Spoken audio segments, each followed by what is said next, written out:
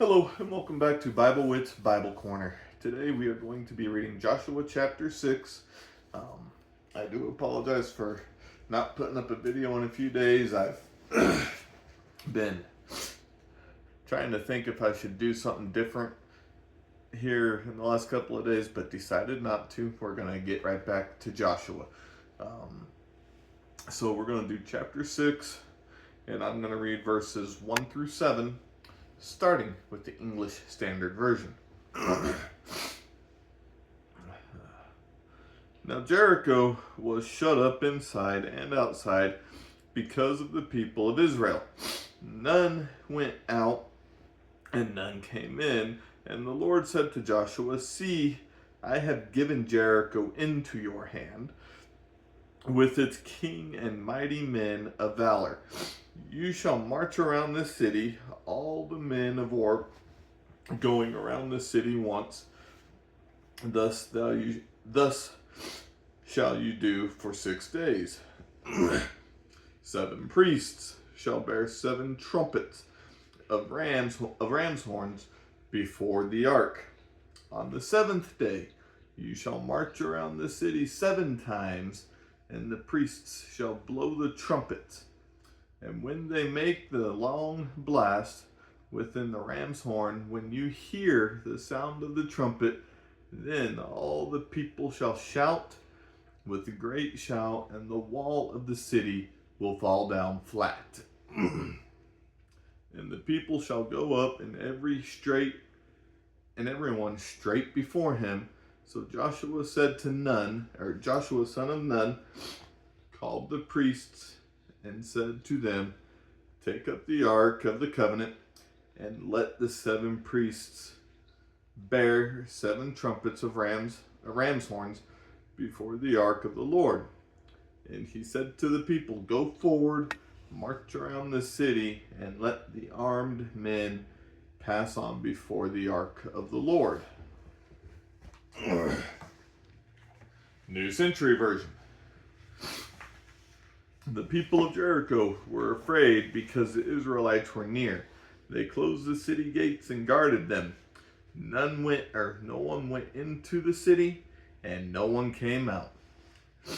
Then the Lord said to Joshua, "Look, I have given you Jericho, its king and all its fighting men. March around the city with your army once a day for 6 days. Have 7 priests carrying trumpets made from horns of male sheep, and have them march in front of the ark. On the 7th day, march around the city 7 times, and have the priests blow the trumpet as they march. Then they will make one long blast on the trumpets. When you hear that sound, have all the people give a loud shout. Then the walls of the city will fall, so the people can go straight into the city." So Joshua son of Nun called the priests together and said to them, "Carry the ark of the agreement, and tell 7 priests to carry trumpets and march in front of it."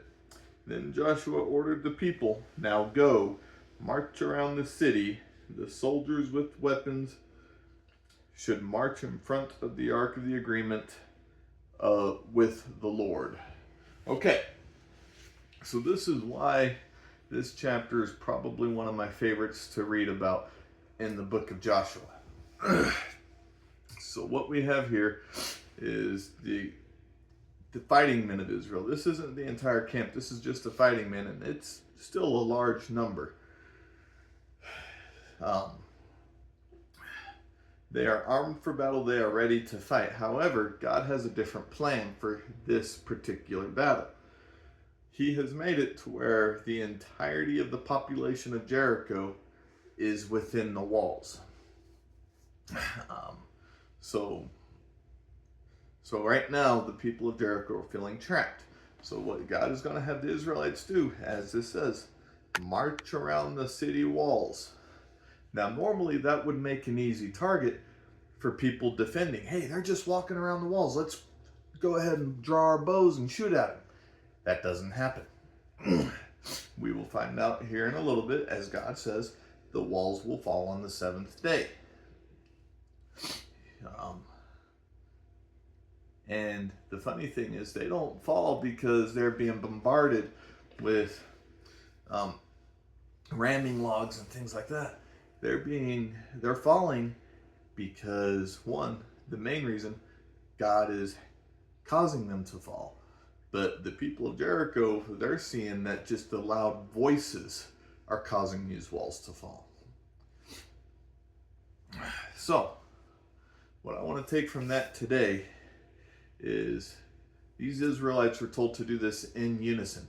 When they hear a certain sound, in unison, shout loudly. As Christians today, what are we capable of doing for God's glory, not for evil, but for God's glory, when we work in unison? In other words, when we're seeing a brother or sister over on a street corner struggling, is one of our other brothers and sisters ignoring it while yet a third party brother or sister in Christ is helping? That's not unison. You have one ignoring and one helping. But if we get everyone to help, everyone to do God's will, we might go about it slightly differently, and that's okay, because we can't all be hands, we can't all be feet. Some of us have to be the hands, some of us have to be the back, some of us have to be the feet, so on and so forth. But we all still have to work in unison, just as the Israelites did marching around Jericho. I hope you find encouragement in this, and I hope you have a wonderful, God-centered day. Bye.